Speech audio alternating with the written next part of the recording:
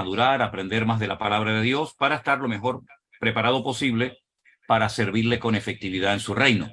Así es que, como siempre hacemos, vamos a orar y poner este tiempo en las manos del Señor. Y voy a pedirle a mi hermano Alberto, si es tan amable, que presente este tiempo de estudio bíblico, de aprendizaje de la palabra en las manos del Señor. Oramos todos, queridos hermanos. Amén. Señor, te damos las gracias por este día, gracias por este tiempo que nos regalas, Señor, y que podemos estar aquí en tu presencia. Gracias también por estas tecnologías que nos permite vernos los rostros y congregarnos en cierta manera, Señor, a través de la tecnología. Oramos, Señor, para que nos abras el entendimiento, Señor, derrame sabiduría sobre nuestro pastor, Señor, y que podamos disipar toda duda que tengamos acerca de tu palabra. Gracias te damos por todo lo que estás haciendo y por todo lo que vas a hacer, y presentamos este tiempo en tus manos, en el nombre de Jesús. Amén. Amén. Gloria al Señor.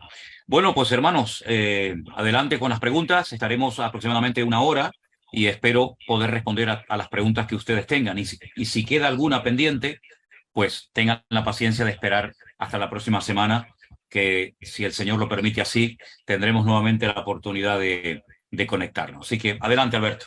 Muy bien, pues la primera pregunta la va a hacer nuestra hermana Julia Monroy, así que por favor, si quitas el silenciador del micrófono, puedes hacer la pregunta. Dios les bendiga, pastor, y mi nombre pues ya es Julia Monroy y les saludamos desde San Francisco. Muy buenas tardes para las Islas Canarias. Aquí pues apenas son las 10 de la mañana.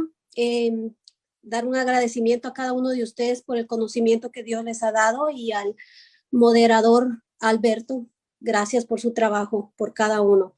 Mi pregunta es acerca de los arcángeles.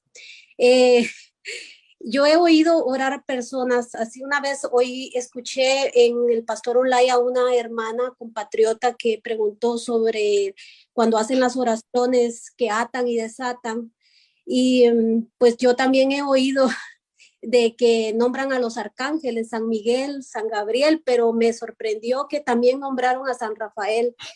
Es nada más una curiosidad de saber si este arcángel existe o... Esa es mi pregunta y okay. Pues sí, esa es mi pregunta. Ok, hermana, la hemos entendido perfectamente. Vamos a ver, según la palabra de Dios, las oraciones de los hijos de Dios, las oraciones de los cristianos, de los que creemos en el Señor, tienen que ir dirigidas única y exclusivamente a nuestro Dios. Nosotros no hacemos peticiones ni a arcángeles, ni a ángeles, ni a serafines, ni absolutamente a nadie. Dice la palabra de Dios muy claramente: al Señor tu Dios adorarás y a Él solo servirás. Y cuando vemos en las páginas de la Biblia a quién oraban, a quién iban dirigidas las oraciones de los hijos de Dios, siempre iban dirigidas al Señor. No hay ni un solo ejemplo en la Biblia, ni de un hombre de Dios, ni de una mujer de Dios, que se atreviera a pedirle algo a un ángel o que su oración fuera dirigida a un ser angelical. Da igual el rango en la jerarquía que ocupara. Eso para dejarlo claro. En segundo lugar, referente al tema del mundo de los arcángeles y de los ángeles, efectivamente el mundo espiritual es tan real como el mundo natural en el que nosotros nos movemos, ¿verdad? Ese mundo espiritual lo vemos desde el primer libro de la Biblia. Ya en el Génesis encontramos ángeles, encontramos al mismo Satanás, que también forma parte del mundo espiritual, en este caso de las tinieblas, hasta el último libro del Apocalipsis vemos ángeles, serafines, querubines, arcángeles, etcétera, etcétera, por todas partes. Es verdad que la Biblia en momentos puntuales nos da el nombre de algunos de estos seres angelicales, como por ejemplo el de Miguel. Miguel es mencionado en varias partes de la Biblia como un arcángel protector del pueblo de Israel, un arcángel guerrero, tremendo, en poder, ¿verdad?, en autoridad. Se menciona su nombre en el libro de Daniel, se menciona también su nombre en la carta de Judas. Tenemos otro nombre que es el del arcángel Gabriel, que aparece tanto en el Antiguo como en el Nuevo Testamento, ¿verdad? Tenemos también, por ejemplo, muchos nombres que se dirigen a Satanás, ¿verdad? Y a través de esos nombres podemos también conocer un poco su naturaleza. Ahora, dentro del judaísmo, no dentro de nuestra Biblia, no dentro de la palabra de Dios, sino dentro del judaísmo y de otros libros ajenos a la Biblia, se mencionan a otros ángeles, pero ya eso es información extra bíblica. No podemos utilizarla como una información correcta. Por ejemplo, a Rafael se le menciona dentro del mundo del judaísmo y otros más, ¿verdad? Por ejemplo, en el famoso libro de Enoc, que a tantos les llama la atención. Es decir, algunos tienen más atracción por los libros que no están en la Biblia que por los libros que están en la Biblia. El ser humano es increíble, ¿no? Oye, y el libro de Enoc, y el libro de esto, y el libro de aquello, y no han leído la Biblia completa en su vida, ¿no? Pero bueno, ya sabes cómo es la naturaleza humana, ¿no? Nosotros no podemos dirigir nuestras oraciones a ángeles ni arcángeles. Parece ser que en la iglesia de Colosas hubo algo parecido y Pablo dice que en absoluto nosotros tenemos que pedirle ayuda o protección o sabiduría o cualquier otra cosa a ángeles, a serafines, a querubines, ni muchísimo menos. En Efesios capítulo 6, cuando Pablo describe la armadura del cristiano, ¿ve?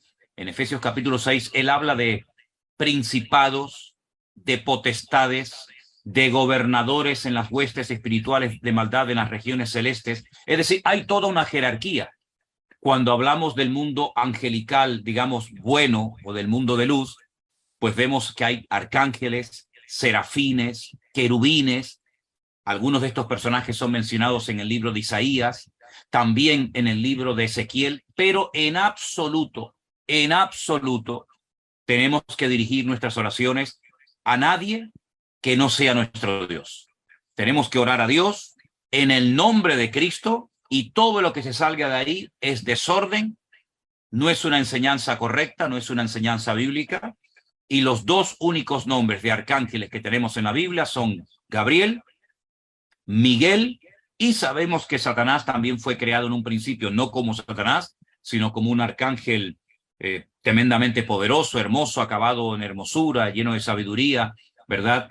Que era el encargado, por así decirlo, de todo lo que era la alabanza, la música, la adoración, pero en ningún momento a ninguno de ellos tienen que ser dirigidas las oraciones de los cristianos, porque eso es un atentado en contra de la soberanía y de la palabra del Señor, y todo lo que se salga del marco bíblico, pues lógicamente no es del agrado de nuestro Dios, ¿ok? Entendido, pastor. Muchísimas gracias. Aquí le saludamos desde San Francisco, California, y pues quisiera hacer una pregunta, pero yo quiero, esta de ustedes si me la contestó o no. ¿Qué diferencia hay en intercesión?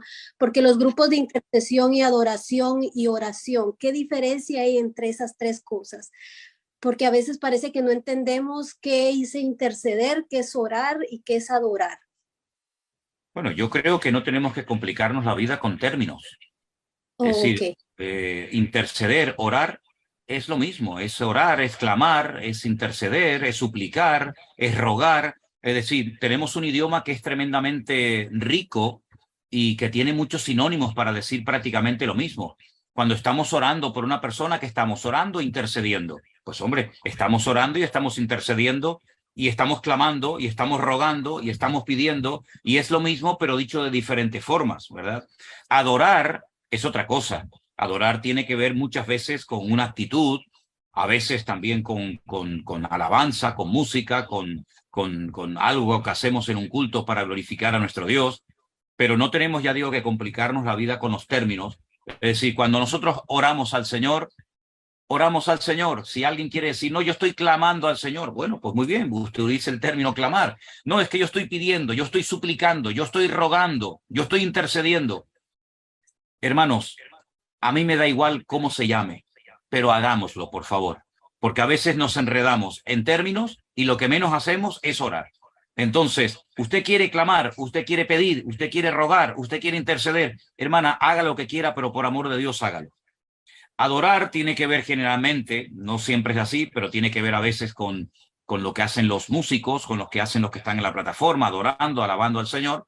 Pero también podemos, sin necesidad de música y de instrumentos musicales, adorar a nuestro Dios en medio de una intercesión, en medio de una reunión de oración, con nuestras propias palabras. No necesito una guitarra, ni una trompeta, ni un piano para adorar al Señor, sino que con mis propias palabras y sobre todo con mi actitud es la mejor forma de adorar y de honrar y servir al Señor. ¿Ok? Gracias, doctor. Que Dios me les bendiga. Muchas gracias, hermana. Dios le bendiga, hermana Julia. Saludos por San Francisco a los hermanos. Muchas gracias. Le vemos este año que viene. Claro Gracias. que sí, allí estaremos si Dios quiere. Primero Dios. Amén. Da igual cómo lo llames, pero por favor hazlo, ¿no? Me quedo con esa frase, sí señor, así es. Sí, sí. Bueno, vamos con la siguiente pregunta que yo creo que viene como anillo al dedo por las fiestas que se nos acerca. Sonia Brunelli, si puede quitar su micrófono. Ay, no pensé que me tocaba tan rápido. Estoy nerviosa. Buenas tardes, pastor, bendiciones. Buenas tardes. Bueno, mi pregunta surge de algo que yo comenté en Facebook, ¿no? Yo soy del grupo 2 de Argentina. Y había comentado algo referente al árbol de Navidad, ¿no? De lo que tiene, digamos, que algo pagano, armar un árbol de Navidad. Y yo veía como algunos otros pastores armaban el árbol de Navidad, ¿no? Sabiendo el significado. Y entonces yo le dije a una de las hermanas que yo armaba un pesebre. Y la hermana dice, pero hermana, eso no son imágenes. Entonces digo, bueno, esta es una pregunta para el pastor en línea. Entonces... Ay, hermanos queridos, me van a perdonar, no sé si es que me estoy haciendo viejo, no sé si es que me estoy haciendo mayor, pero yo veo, y usted me va a entender la expresión que voy a utilizar porque la aprendí en Argentina cuando viví allí. Hermanos, vamos a dejarnos de pavadas. A veces nos enredamos en que si el arbolito, que si esto, que si la guitarra, que si el pesebre, que si... Hermanos, hay millones de almas que se nos están escapando de las manos. Se nos va la vida, hermanos. Nos queda, por lo menos en mi caso, menos vida, menos ministerio del que ya hemos desarrollado. Que alguien quiere poner el arbolito después de haber dado 3000 explicaciones, que ponga el arbolito, hermano.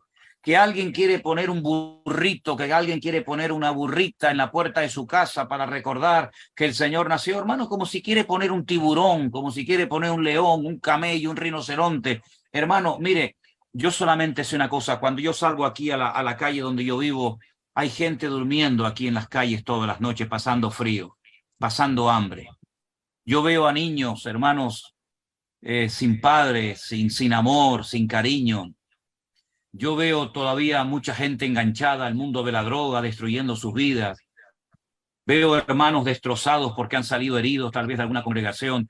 Y entonces, hermano, que si es pagano, que si no es pagano, yo gracias al Señor no tengo que meterme en la vida de nadie. Si yo doy una explicación, yo creo que explico lo suficientemente claro lo que es, lo que no es, en lo que consiste, en lo que no consiste, lo que es la Navidad y otras fiestas, ¿verdad?, a lo largo del año. Pero cada uno dará cuenta de su vida. Yo lo que creo que lo importante, a veces nos olvidamos de que es un mensaje de vida o muerte que Dios ha puesto sobre nuestros hombros, que tenemos una tremenda responsabilidad y que a veces mientras discutimos, como le decía la hermana anterior, con términos, o que si esto se puede hacer o esto no se puede hacer, los cristianos han perdido tanto tiempo en discusiones absurdas, en ridiculeces, en pavadas, que no conducen a ningún término, mientras el mundo se nos ha ido de las manos. Por eso probablemente el mundo se ha metido en muchos corazones, en muchos creyentes, en muchas iglesias, ya que la iglesia no afecta al mundo, el mundo se ha encargado de afectar la vida y la conducta y el comportamiento de muchos cristianos. Por lo tanto, hermano, mire, daremos una explicación dentro de unos días sobre todo esto de la Navidad, que si nació Jesús en esta fecha, que si no nació, que si el pesebre, que si el no pesebre. Yo particularmente, y es mi opinión personal y bueno, también creo que tengo el derecho de darla, nosotros nunca en nuestra casa hemos puesto lo que se llamaba pesebre. Cuando yo era chico, cuando yo era niño, a mi abuela le fascinaba poner el pesebre y ponía unos pesebres, hermano, aquello era todo un espectáculo ver aquello. Pero ¿qué pasó? Un año... Nosotros vivíamos en Venezuela y usted imagínese en Caracas, allí no hay frío, allí no hay nieve. A mi abuela le daba por poner algodón. Puso montañas de algodón por todos los lados para imitar que había nieve en Venezuela. Usted imagínese. Bueno, había unas cosas que si hay algún venezolano o alguien que a lo mejor entienda el término, yo lo digo como se llamaba en aquella época, una cosa que se llamaba saltaperico. Saltaperico era una cosa que se ponía en el suelo, uno le daba así con la suela del zapato y salía ardiendo, salía dando brincos por todos lados y se prendía fuego. Con tan mala suerte que el saltaperico cayó en el pesebre de mi abuela, prendió fuego al pesebre, prendió fuego al arbolito, prendió fuego a la televisión y explotó, y no salimos todos volando de milagro. Ese fue el último año que se puso pesebre en mi casa. Entonces, yo no he puesto pesebre nunca en mi vida, sinceramente, ¿no? El arbolito dejamos de ponerlo hace años. Sí me gusta la decoración, me encanta la decoración, me encanta poner una florecita. Miren, yo por ejemplo aquí, perdonen que les acerque, estas florecitas son típicas de esta época del año, se llaman flores de Pascua, ya el resto del año no las hay. A mí me encantan estas cosas, ¿no? Ahora, si alguien considera que es pecado, que está mal, pues no lo haga, hermano. Si alguien quiere poner lo que quiera, que Dios le bendiga. Yo, sinceramente, repito, será porque me estoy haciendo mayor. Ya no pierdo el tiempo en estas discusiones que no conducen a nada. Yo creo que criticar, juzgar, hablar mal de un hermano, no llevar una vida en orden, eso es mucho más terrible que poner 2 o 3 veces al año un burrito, una burrita, un rinoceronte, una jirafa, una cebra o un arbolito. Bueno, que cada uno analice lo que hace con su vida y que Dios le bendiga. Pero vamos a centrarnos en lo principal, que se nos va la vida y nos queda poco tiempo, hermanos. Bueno, muchas gracias, pastor. Dios le bendiga, querida. ¿De qué parte de Argentina es usted? Rosario. Rosario. Yo viví en Rosario, hermana. Esa fue la ciudad donde nosotros vivíamos. Vivíamos en la calle Urquiza, entre Corrientes y Paraguay. Ah, sí, conocida. Sí, sí, yo estuve yendo también a la iglesia de Carlini, que siempre habla usted de Carlini. Allí nos congregábamos cada vez que podíamos en Santuario de Fe, en Provincias Unidas. Exacto. Es tremendo. Conocí a muchos anexos, muchos pastores, muchas congregaciones, tanto de Rosario como del resto de Argentina. Fue un tiempo maravilloso, sinceramente. ¿Cuándo va a venir a Argentina, pastor? Esa es la pregunta del millón, ¿no? Por mí ahora mismo. Por mí ahora mismo. Tengo muchas ganas de ir a la Argentina. Hace años que no voy. Oremos al Señor, que cuando el Señor lo permita. Sí, hermanita. Lo esperamos con mucho gusto. Bendiciones. Gracias, hermana querida. Un beso grande.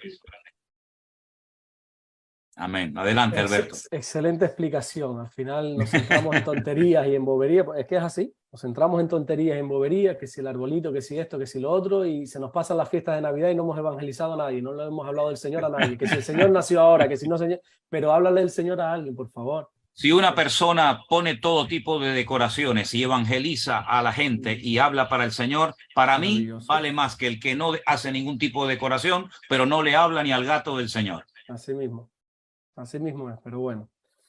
Vamos con la tercera pregunta, la va a hacer nuestra hermana Yasmín González, o Yasmín, perdón si no lo sé pronunciar. ¿Se puede quitar el micrófono? Que Dios lo bendiga, pastor. ¿Cómo está? Y lo felicito porque me encanta mucho Línea al Pastor. Bueno, tengo una pregunta, pero pastor, yo quería decirle que yo tengo una persona que Dios está poniendo en mis manos, que ella es hindú.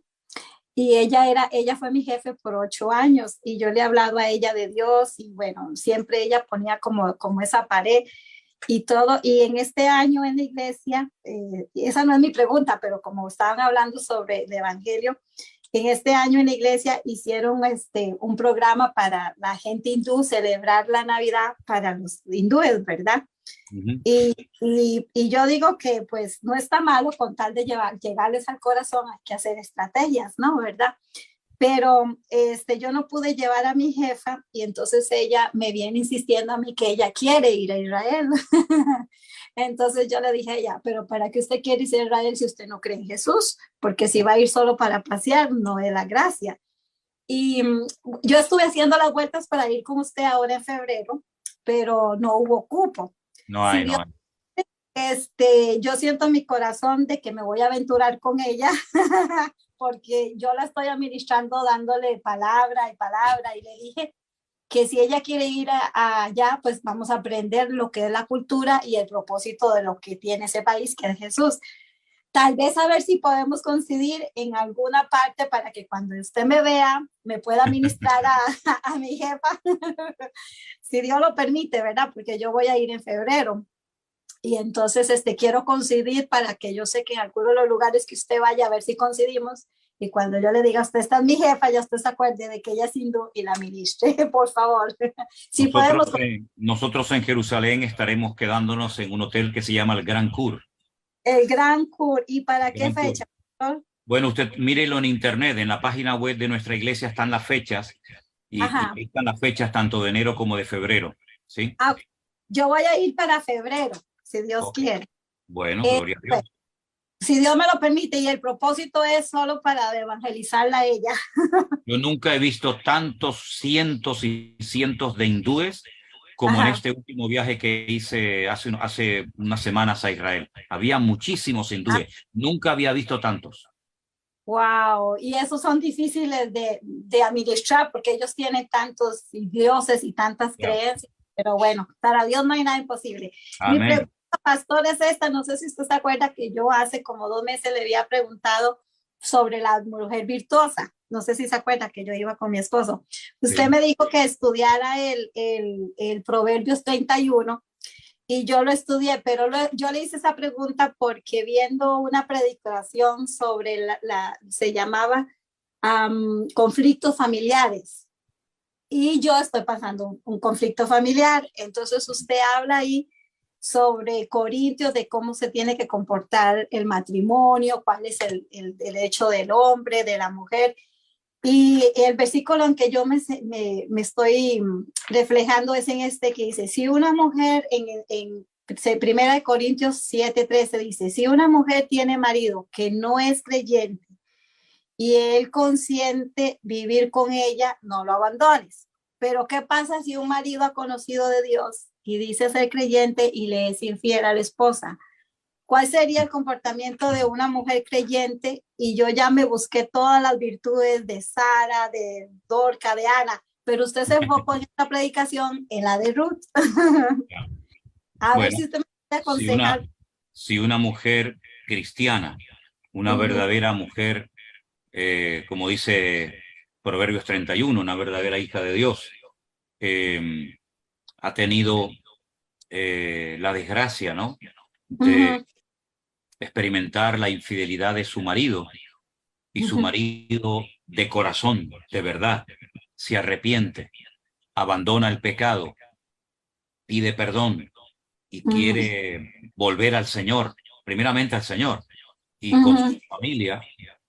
Para mí lo ideal, sé que es muy duro y todo lo que uno quiera decir, pero creo que lo ideal sería orar por la restauración de la familia. Sería, no oramos para que los pecadores vengan a Cristo. ¿Y por qué cuando nuestro marido o nuestro hijo o nuestra esposa pecan y se separan del Señor parece como que los borramos de la lista? Yo creo que el perdón existe para algo. Yo creo que la restauración es real. Y si tu marido fue creyente, con más motivo tienes que orar por él para que él vuelva al Señor, para que él lógicamente deje esa relación, pida perdón, demuestre con sus actos, con sus acciones, que verdaderamente está arrepentido, que lo siente muchísimo, y que el Señor te ayude y te dé la fuerza para perdonarlo y seguir adelante y no permitirle al enemigo que destruya una familia tan bonita como la que tú has tenido siempre. Gracias, pastor. Muchas gracias. Así que, bueno, a veces parece que en la iglesia aceptamos a lo peor y le damos la bienvenida y lo subimos al altar y que nos cuente el testimonio, y después resulta que cuando nos afecta a nosotros directamente el tema, parece como que no, ya aquí no hay nada, ya se fue el amor. Yo no sé, a veces tenemos tanto amor por las almas perdidas y a veces por tu marido que ha pecado, lógicamente, y se quiere arrepentir. Oye, vamos a ver, si el Señor nos tratara a nosotros como a veces nosotros tratamos a algunas personas, yo no sé dónde estaríamos, ¿verdad? Si el Señor ha tenido misericordia de nosotros, tengamos misericordia de los demás. Vamos a convertir nuestro matrimonio, nuestra casa, en un ejemplo de que Dios perdona, de que Dios restaura, de que Dios levanta.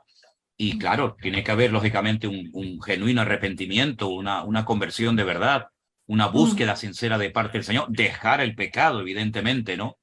Pero yo creo que una oportunidad más, si hay arrepentimiento de corazón, se le tiene que dar. Pelea por tu marido, pelea por tu matrimonio, no dejes que el diablo se lo lleve.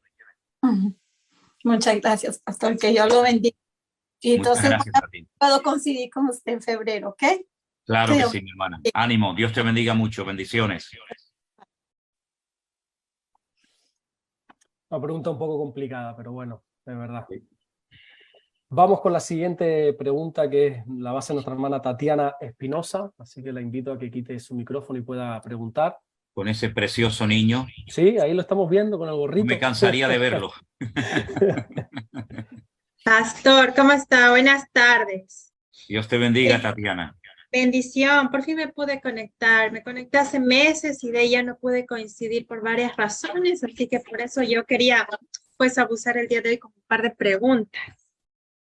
Y pues también que contenta que pude conseguir por fin el devocional, ya lo tengo para el próximo año. Qué lindo. Te llegó, gloria a Dios. Me llegó ya. Me llegó Sí. también hace unos días. Sí, contenta por eso y lo obsequié también, así que estoy contenta por eso. Amén, amén. Pues, pastor, la primera es, a veces nos reunimos con amigos y nos ponemos a conversar temas bíblicos o preguntas que siempre surgen. Una de esas fue, pues, ¿dónde vamos a vivir después de que ya el Señor tenga su venida, después de que haya pasado los juicios y más? Si en el cielo o en la tierra. Entonces, resultó que algunos dijeron en la tierra, porque el Señor va a restaurar la tierra y va a haber el milenio y lo demás. Ajá. Y otros dijeron sí, pero solo 1000 años. Y otros decían no, en el cielo, porque Dios está preparando y Jesucristo dice que hace morada para nosotros y que donde Él esté estaremos juntamente con Él. Entonces, a la larga fue que unos estuvimos divididos. Unos consideran que viviremos en el cielo eternamente y otros en la tierra. Mi pregunta es, ¿cuál de las dos posiciones? Las dos respuestas son correctas. No tienen por qué dividirse por estas cuestiones, porque efectivamente durante el período del milenio, un tiempo donde Cristo estará reinando sobre la tierra desde la ciudad de Jerusalén por 1000 años, los cristianos, los hijos de Dios, que habremos venido con Él en las nubes, estaremos con Él viviendo en la tierra. Pero la Biblia también nos habla de otra dimensión, nos habla de otro nivel, nos habla de una nueva Jerusalén. Hay una Jerusalén terrenal que será renovada, será transformada, será habitada por el Señor cuando ponga sus pies sobre el Monte de los Olivos, según Zacarías capítulo 14, y todas las naciones de la tierra tendrán que subir todos los años a adorarle, a honrarle, a servirle y a celebrar la fiesta de los tabernáculos, dice la Biblia. Todo esto está bien claro y bien explicado en Zacarías 14, pero el periodo del milenio tendrá un fin. Después del milenio moraremos por la eternidad en la nueva Jerusalén. ¿Cómo es esa nueva Jerusalén? Bueno, la descripción perfecta de ese lugar está en el capítulo 21 y 22 del último libro de la Biblia, es decir, del Apocalipsis.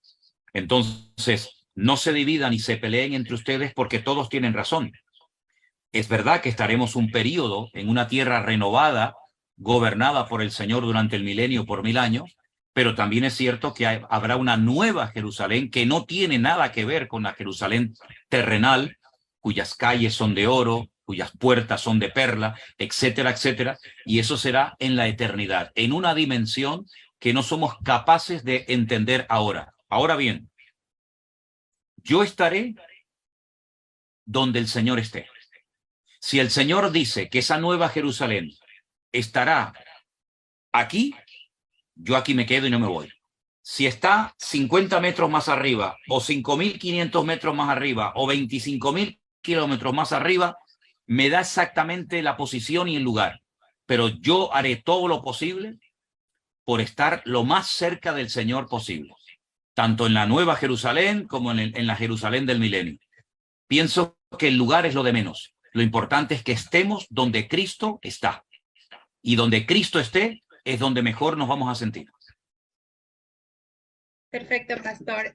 Mi siguiente pregunta es sobre las lenguas. Sabemos que las lenguas es un don. Yo incluso estuve estudiando los versículos que una de sus prédicas dio sobre los dones.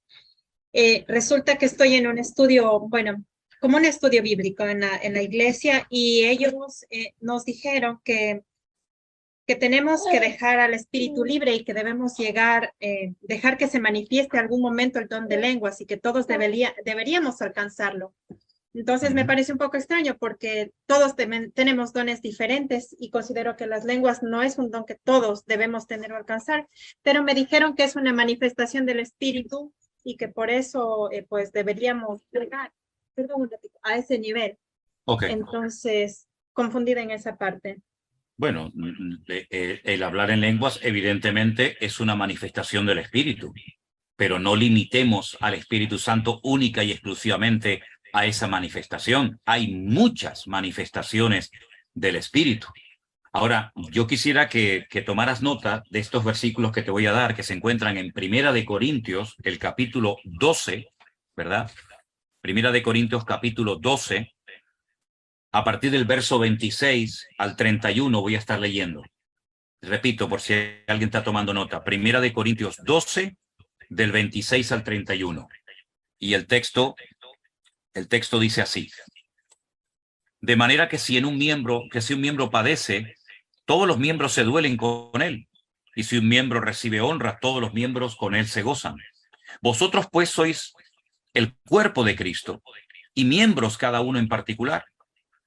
Y a unos puso Dios en la iglesia, primeramente apóstoles, luego profetas, luego lo tercero maestros, luego los que hacen milagros, después los que sanan, los que ayudan, los que administran, los que tienen don de lenguas. Ahora, Pablo comienza a hacer una serie de preguntas muy interesantes cuya respuesta es idéntica para cada una de ellas, y la respuesta es no, no, no. Él dice, ¿son todos apóstoles? No, porque el versículo anterior dice que el Señor puso a unos apóstoles, a otros profetas y a otros maestros. Por consiguiente, no todos son apóstoles, no todos llegaron a ser apóstoles. ¿Son todos profetas? La respuesta evidentemente es no. ¿Todos son maestros? Sabemos que no. Sabemos que hay hermanos que tienen el don de poder enseñar y otros no. Esto no significa de que no tengan un don, significa que no tienen ese don, pero que seguramente tendrán otro. ¿Todos hacen milagros? La respuesta lógica es no. ¿Tienen todos dones de sanidad? Pues no. ¿Hablan todos lenguas? Porque ahí vamos a decir que sí. Todas la respuesta es igual, no. ¿Todos interpretan? No. Procurad pues los dones mejores. Mas yo os muestro un camino aún más excelente. Ha habido como una especie de sobreénfasis. Se le ha dado una hiperimportancia al don de lenguas. ¿Y por qué no se le ha dado la misma importancia, por ejemplo, al fruto del Espíritu Santo? A la importancia de tener bondad, mansedumbre, fe, dominio propio. ¿Por qué se ha ido la balanza hacia un lado y no se ha dado la misma importancia al don de sabiduría? Bueno, porque los movimientos, las denominaciones que han surgido a lo largo de la historia siempre han tenido la tendencia de sobreenfatizar algo. Algunos las lenguas, otros las sanidades, otros el bautismo en agua, otros la segunda venida, otros las profecías. Y lo que tenemos que buscar en la vida cristiana y en cualquier iglesia cristiana es el equilibrio. El don de hablar en lenguas es uno en una lista de 9 que se mencionan en Primera de Corintios 12. Entonces, ¿por qué sobreenfatizar uno por encima de otros? Creo que es un error. ¿Es bueno comer carne? Claro, pero solamente carne toda la vida puede ser perjudicial para nuestro organismo. ¿Es bueno comer vegetales, verduras? Claro, pero no podemos estar toda la vida simplemente comiendo tomate, cebolla y zanahoria. Es decir, tenemos que tener una dieta equilibrada en el aspecto físico y, lógicamente, también en el aspecto espiritual. Sobreenfatizar un don por encima de otros, menospreciando a los otros y poniendo por encima uno, para mí es un error doctrinal grave y nos perdemos la riqueza, la variedad con la que el Espíritu Santo puede llegar a manifestarse en una iglesia.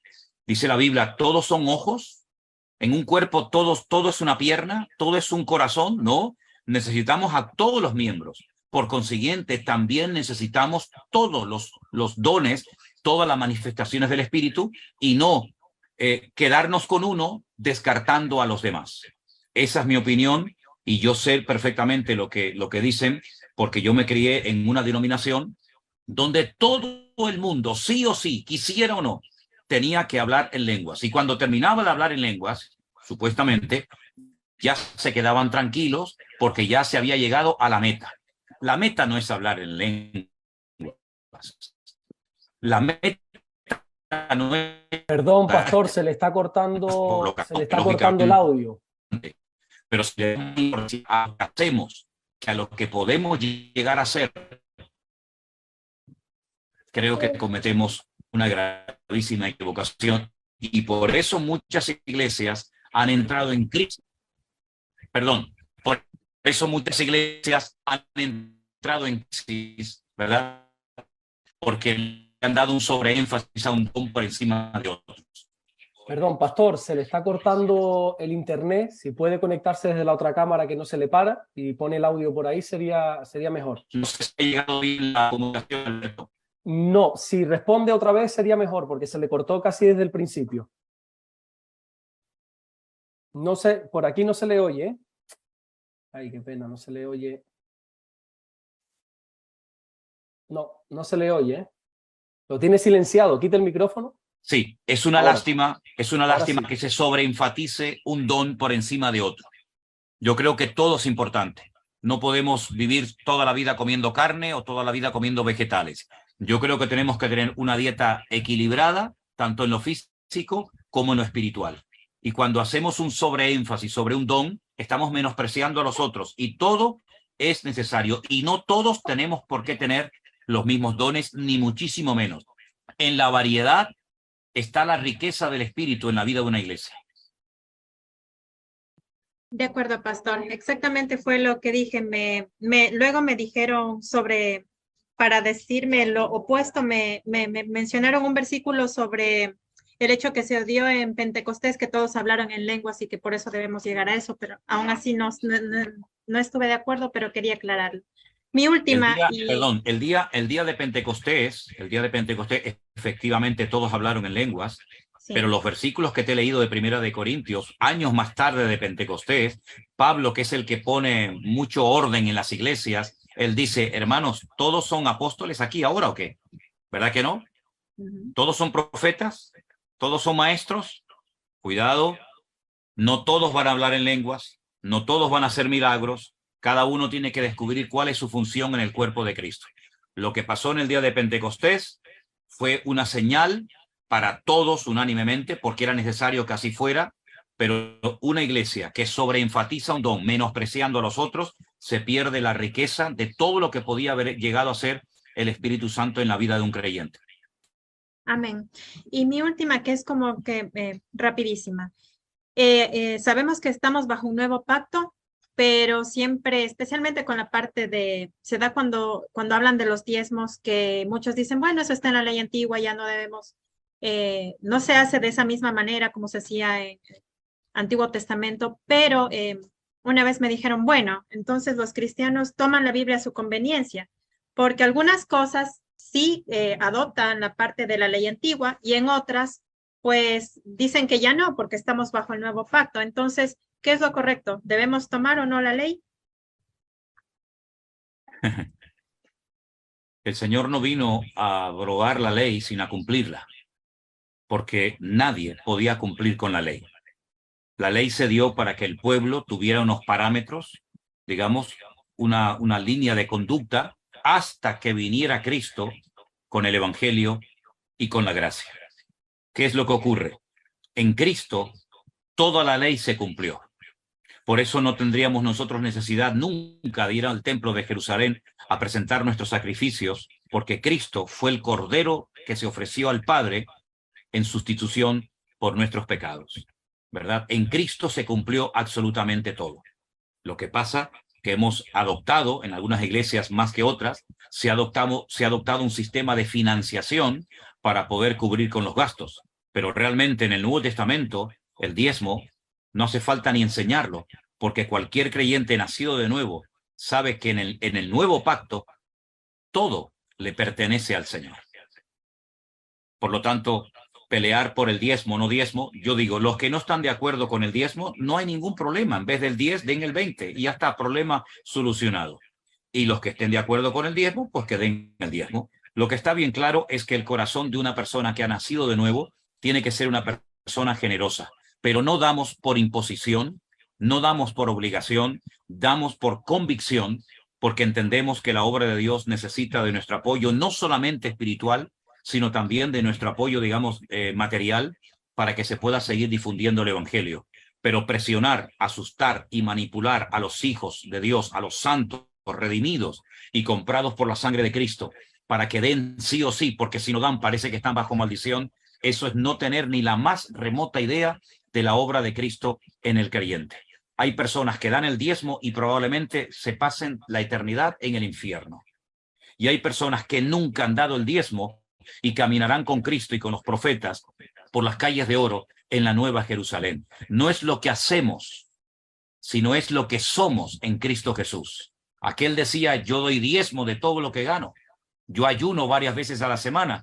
Y dice que al que el Señor justificó y escuchó fue al pobre publicano que no era ni digno de levantar su cabeza.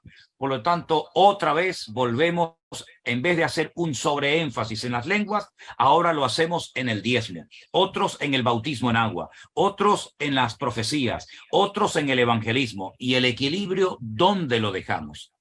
¿No será mejor coger todo un poco y hacer de todos esos pocos un todo y agradar al Señor y tratar de hacer las cosas decentemente y con orden, viviendo en orden y en santidad? Porque ¿de qué sirve que demos diezmos, ofrendas, primicias, etcétera, etcétera, si luego nuestra vida no está alineada con el Señor y con su palabra? Amén, pastor. Muchísimas gracias. Para la próxima que me pueda volver a conectar, le tengo algunas.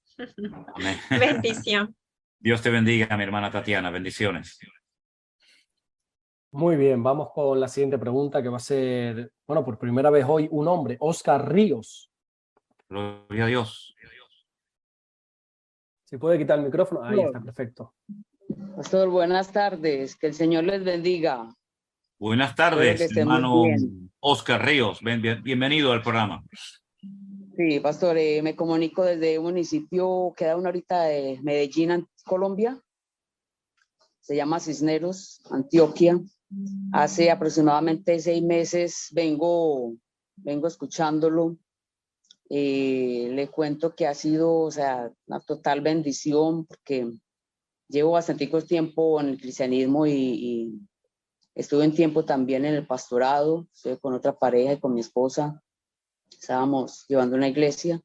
Diferentes situaciones pues ajenas a nuestra voluntad y por diferentes circunstancias pues no continuamos, pero debido a eso pues nuestro servicio se enfrió y gracias al Señor pues escuchándolo nuevamente a usted, de verdad que es como si como dice la palabra, el espíritu apagado y vuelve nuevamente y se revive y se revitaliza por medio de sus enseñanzas. Doy gloria a Dios por su vida, doy gloria a Dios. Prácticamente 2, 3 explicaciones al día me estoy escuchando. Llevo mi cuaderno, en ese momento estoy por ahí estudiando un poquito de la hermenéutica y de la homilética que usted tiene por ahí en uno de sus estudios. Y bueno, no, y leyendo mucho la palabra y con mi esposa llevamos un grupo cada 8 días en un lugar. Obviamente pues estamos cobertura pues con la anterior misión donde estábamos con otros pastores que venían. Y bueno, gloria a Dios por todo, gloria a Dios por todo. Pastor, muchas gracias por todo lo que usted ha aportado a mi vida.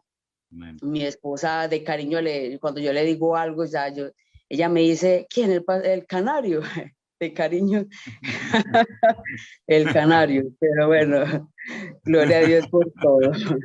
Me gusta más ese que no el Manolo. Bueno, pastor, 2 preguntitas así sencillitas con respecto a algo que dijo el Señor. Lo primero es, cuando Jesús le dijo a Pedro que Satanás le había pedido para zarandearlo, pero que él dijo que había rogado por él para que su fe no faltara, sin cuestionar al Señor ni no faltara, ¿será que Pedro, o sea, qué quiso decir? Porque Pedro al negarlo, ¿será que ahí le faltó la fe o qué quiso decir el Señor con eso? Y la segunda pregunta es, también cuando bajó del monte de la transfiguración con aquel demonio lunático de ese muchacho y Jesús dice, es que este género no sale sino con oración y ayuno, ¿a qué se refería? ¿Al demonio o al espíritu de incredulidad de los discípulos? No sé, yo tengo la sensación de que tú ya sabes la respuesta. Mira, vamos a ver. Enfatizamos mucho que Satanás pidió a Pedro para zarandearlo. pero yo les animaría a que leyeran el mismo pasaje en otros evangelios y van a notar que fue por todos los discípulos los que iban a ser zarandeados. Lo que pasa es que a veces enfatizamos mucho el tema de Pedro, ¿verdad? Pero los pidió a todos y el Señor les dice que él había rogado por ellos para que fueran guardados y protegidos, a pesar de que iban a ser zarandeados y sacudidos tremendamente en esos días por Satanás, ¿verdad? Entonces, primeramente, nosotros no sabemos cuándo Satanás mantuvo esa conversación y le hizo esa petición al maestro. Si no lo hubiera él contado, probablemente nunca habríamos sabido que lo que le iba a pasar a sus discípulos ya estaba de alguna manera planificado y estaba ya prácticamente estipulado que sucediera. Eso es una revelación, una información que nos da el Señor sin que nadie se la pidiera. Eso por una parte. Pedro, más que faltarle la fe, Pedro entró en un proceso muy peligroso que fue el que le llevó finalmente y definitivamente a negar al Señor. Primero, el Señor ya le había dicho a él específicamente, cuando él presumía de que él podía contar con él, porque estos no te van a responder, te van a abandonar, te van a traicionar, se van a marchar, pero tú cuenta conmigo que si yo tengo que ir a la muerte contigo, yo voy. Eso se llama menospreciar a los demás. Eso es un error grave, gravísimo en la vida de un creyente, cuando menospreciamos a los demás, cosa que Pedro hizo. Una excesiva confianza en sí mismo. Segundo error. Tercero, un menosprecio a la palabra profética que recién le acababa de decir el Señor. Antes de que el gallo cante, tú me negarás 3 veces. A pesar de que se lo había dicho, él no hace caso. Se va al jardín de Getsemaní y cuando vienen a prender al maestro, dice que Pedro, lo dice en uno de los evangelios, que el que le cortó la oreja a Malco, el siervo del sumo sacerdote, fue Pedro. Defender con armas carnales al maestro, cuando las armas de nuestra milicia no son carnales, dice la palabra. Otro error terrible. La escalera sigue descendiendo. Siguió al Señor, pero de lejos. Grave error. A Cristo no se le tiene que seguir de lejos. Uno tiene que estar bien cerca del Señor. Porque si cerca del Señor a veces pasa lo que pasa, imagínate siguiendo de lejos. Siguiente error. Se calientan fuego ajeno. Allí en la compañía de los romanos, qué conversaciones, qué ambiente mundano había allí. Finalmente, después de este largo proceso que te acabo de comentar brevemente, es cuando él termina negando al maestro. Es decir, nadie cae de la noche a la mañana de la gracia de Dios. Antes de la caída viene la soberbia y la altivez de espíritu, dice el proverbio. Por lo tanto, ojo a las pequeñas cosas, a las pequeñas zorras. Ojo a aquellas cosas que no le damos importancia, pero que se van acumulando y preparando el terreno para que cuando el ataque del maligno venga, nos encuentre desprevenidos. Es como Eva. ¿Cuándo fue atacada por el diablo? Cuando estaba sola, lejos de su cobertura, lejos de su marido. Allí aprovecha el diablo aquel vacío y es cuando le ataca. Si hubiera estado al lado de Adán, probablemente este personaje siniestro ni se hubiera atrevido a acercarse al Señor, a ella, perdón. Entonces, eso por parte de Pedro. Con la cuestión de la transfiguración, los discípulos ya tenían que saber cómo lidiar con aquellos asuntos. Ellos ya habían visto muchas liberaciones, mucha expulsión de demonios. Bueno, probablemente les falló la fe, probablemente. El Señor le dijo, por vuestra falta de fe. De hecho, se lo dijo, maestro, ¿por qué nosotros no pudimos? Dice, por vuestra falta de fe. Pero cuando él habla de que este género, esta situación, este espíritu, entre comillas, no sale sino con oración y ayuno, evidentemente no se refería tanto al problema espiritual. Porque, oiga, si a usted le sorprende un caso de una posesión demoníaca, de una persona endemoniada, y usted no ha ayunado, ¿qué pasa? Que usted no tiene autoridad en Cristo para echarlo fuera. Ay, espere, déjeme un momentito que me tengo que ayunar unos días y después hablamos. El soldado siempre tiene que estar preparado, mijo. Siempre tiene que estar con la maleta puesta, siempre tiene que estar con la espada encima. La espada del espíritu, me refiero, no la de Pedro, la que usó para cortarle la oreja al otro, ¿verdad? Entonces, el Señor hablaba de que todavía eran presas, todavía eran víctimas de la incredulidad, de la falta de fe. Y eso sí que hay que conseguir derrotarlo en ayuno, en oración, porque fíjate tú que hasta después de la resurrección todavía algunos tenían problemas con la dureza de corazón y con la incredulidad. Luego le faltaba madurez, le faltaba crecimiento espiritual, y eso viene en una sincera búsqueda de la presencia del Señor. Y si hay que añadir ayuno, se añade ayuno, pero sobre todo teniendo comunión con el Señor, para que no te encuentre desprevenido el enemigo cuando venga el ataque, sino que siempre sepas cómo actuar. ¿Me explico? Sí, señor, sí, señor. Muchas gracias, pastor, muy amable. Muchas gracias por darme a conocer a Jerusalén. Mejor dicho. Bueno. Con mi esposa también nos vemos todas las transmisiones y de verdad, muchas gracias por los a mí devocionales. se me ocurrió, yo digo, bueno, no sé si esto le interesará a alguien, no sé si esto lo verá a alguien, yo lo grabo y a ver si hay alguien que lo ve, y parece ser que había alguien que lo vea, y mire, y eras tú, mira tú por dónde. Sí, demasiado. Muchas Gloria gracias a Dios. por todo. Alabado sea Dios. Que el Señor los bendiga y que sigan adelante con ese ministerio y les prospere siempre. Gracias, mi hermano Oscar, cuídese mucho. Bueno, que esté muy bien, pastor. Cumple con tu ministerio. Haz obra de evangelista. Aviva el don del don de Dios que está en ti. Cumple Muchas con gracias, tu pastor. ministerio. Lo Amén. recibo. Muchas gracias. Amén. Hermano Alberto, la última pregunta, que tengo asuntos también que atender. Perfecto, pues la última pregunta la va a hacer nuestro hermano Daniel Puccini, no sé si lo he pronunciado bien, si no, corrígeme. Sí, señor, Daniel Puccini. Amén. Hola, pastor, buenas tardes desde Bogotá, Colombia, ¿cómo está? Muy bien, mi hermano Daniel, bendiciones, una alegría saludarte. Sí, señor. Mi pregunta va referente sobre Daniel 2:43. Dice, de acuerdo a la profecía de Daniel, pues vienen ciertos imperios y el último que vamos a entrar es el del barro mezclado con hierro. Así como viste, el hierro mezclado con barro se mezclarán por medio de alianzas humanas. En este caso, como hablaba usted sobre el tema de las logias, también está involucrado el Foro Económico Mundial. Entonces, entre los gobernantes, ellos se relacionan, hacen tratados, todo es en contra de la población, en este caso de nosotros. Y dice, pero no se unirán el uno con el otro como el hierro no se mezcla con el barro. En este caso, lo que yo tengo entendido, que el barro somos nosotros y el hierro es la tecnología. En este caso, ¿cómo ve esta profecía que se pueda desarrollar en los últimos tiempos? Hay unos que es la nanotecnología, que es el grafeno, que nos están impregnando por todas las vías, por la comida, inyectables, por el aire, y en algún momento nos van a transhumanizar, que es lo que va el Foro Económico Mundial, que quiere esa idea de transhumanizar a la gente, el humano 2.0. Que habla Yuval Harari, que trabaja en el Foro Económico Mundial, y Rafael Yuste, que es un neurocientífico, está impulsando en Chile el tema de los neuroderechos, que yo creo que va relacionado con el tema de la marca de la bestia.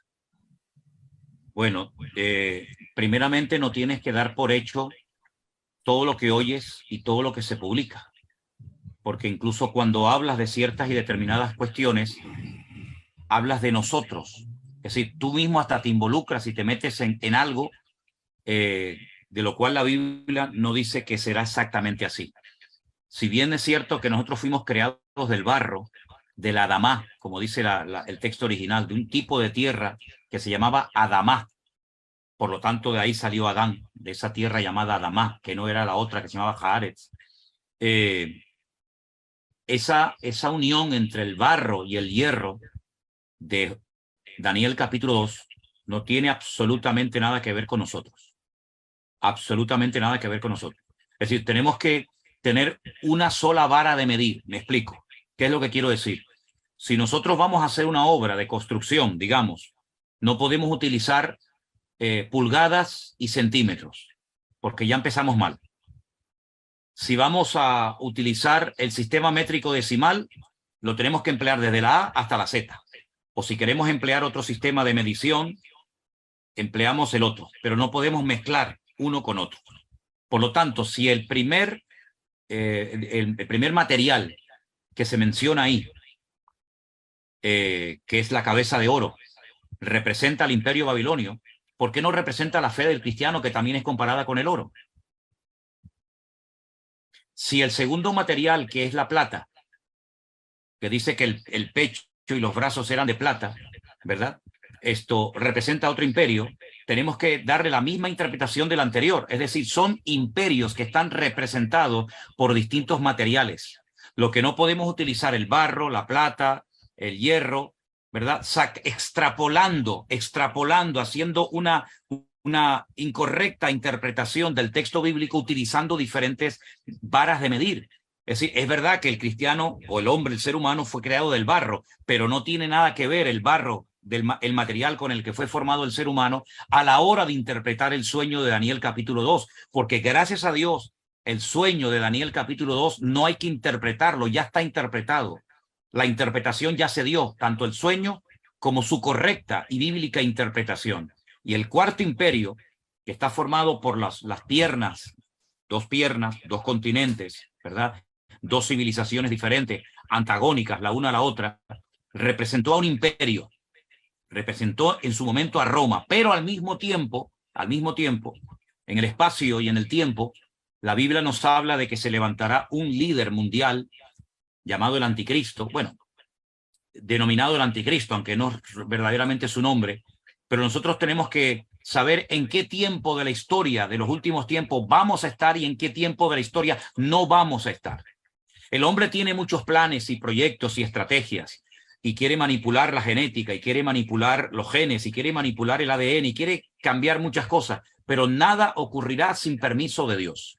Entonces nosotros tenemos que saber cronológicamente en qué parte de la historia vamos a estar y en qué parte de la historia no vamos a estar. Nosotros, aunque seamos creados del barro, no tenemos ningún lugar de interpretación en el capítulo 2 del libro del profeta Daniel, porque el capítulo 2 del profeta Daniel ya ha sido perfectamente interpretado y no tenemos que darle otra interpretación ajena a la que el Señor le reveló a su siervo Daniel.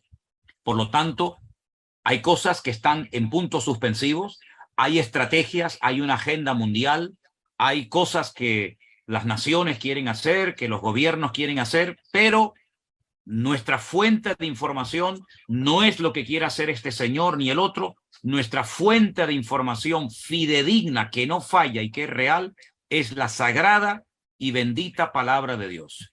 Y solamente va a ocurrir lo que diga la Biblia. Nada de lo que no esté en la Biblia no va a ocurrir. La Biblia nos dice desde la A hasta la Z lo que va a ocurrir, con términos bíblicos, con colores, con animales, etcétera, pero no salgamos de los parámetros bíblicos, porque entonces comenzamos a realimentarnos con conceptos, con ideas, con proyectos ajenos totalmente a lo que nos enseña la palabra de Dios. Y repito, la fuente de información únicamente es la Biblia. En el momento en el que nuestro conocimiento esté siendo alimentado o esté siendo influenciado por información extra bíblica que no coincide con la palabra, podemos llegar a tener un conflicto personal, porque entonces les estamos dando más credibilidad a lo que los hombres quieren hacer y no a lo que Dios ya ha dicho que es lo que va a suceder. Entonces, con esas cosas tenemos que tener sumo cuidado y no sentirnos involucrados, porque solamente vamos a estar involucrados en lo que Dios ya ha dicho, en lo que yo voy a estar involucrado, no en lo que Él no ha revelado en su palabra. Y hay muchas cosas que ya se verán. No tenemos que vivir con miedo. No tenemos que vivir con miedo. La Biblia dice que Dios creó los alimentos para que con acción de gracias participemos de ellos. Y si oramos por un alimento manipulado, que lo sepamos o no, cuando nosotros oramos, ese alimento se convierte en fuente de energía bendecida para todo mi ser. Eso es lo que dice la palabra de Dios. Sí, pastor, muchas gracias. Que Dios lo bendiga. Dios te bendiga, Daniel. Cuídate mucho, hijo. Sí, señor. Dios le bendiga. Hermano pastor Alberto, gracias una vez más por tu trabajo. Y como siempre tenemos ahí a nuestro guardaespaldas, a nuestro hermano Osman. Siempre al pie del cañón. Al pie del cañón. Que Dios lo bendiga siempre a él. Que se nos quedó congelado, pero si se descongela, nos gustaría pedirle que nos despidiera en oración Y si sigue congelado, pues entonces tú mismo, si eres tan amable, nos despides en oración. Quiero darle las gracias a todos por estas hermosas, interesantísimas preguntas que hoy han hecho. Las que queden pendientes, no se hagan problemas, serán las primeras en ser respondidas el próximo día. Gracias por vuestra paciencia. Espero que hayan disfrutado, como yo hoy he disfrutado mucho de este tiempo. Ahí está nuestro hermano Osman, ya se descongeló. Hermano querido, con esa voz potente que tú tienes, despídenos con una palabra de oración, dándole gracias al Señor por este espacio. Adelante, mi hermano. Claro que sí, pastor. Vamos a orar. Padre, te damos gracias en esta tarde, Señor. Te damos a ti la gloria y la honra, Padre. Gracias por este tiempo donde hemos escuchado, Señor, de tu consejo. Gracias, Señor, por cada persona que participó en esta reunión de hoy, Señor amado. Gracias por la vida del pastor José Manuel. Gracias por Alberto, Señor amado. Gracias por lo que tú haces, lo que estás haciendo y lo que seguirás haciendo con nuestra vida, Señor. Queremos poner este reto de día en tus manos, Señor, creyendo que tu protección y tu cuidado está con nosotros, Señor amado. Gracias porque tú eres un Dios que nos sorprendes, eres un Dios que nos amas con amor eterno, dice tu palabra, Señor. Y nosotros confiamos en tu palabra, Señor. A ti te damos gloria, honra y honor en esta tarde, en esta noche, Señor, en el nombre de Jesús. Amén y amén. Amén. Amén. Gloria a Dios. Hermanos queridos, me despido de todos ustedes en el nombre del Señor. Dios les bendiga. Gracias por haber estado con nosotros acompañándonos. Esto queda grabado, ¿verdad? Esto queda grabado, ¿verdad? Esto queda grabado, ¿verdad? Esto queda grabado, ¿verdad? Esto queda grabado, ¿verdad? Esto queda grabado, ¿verdad? Esto queda grabado.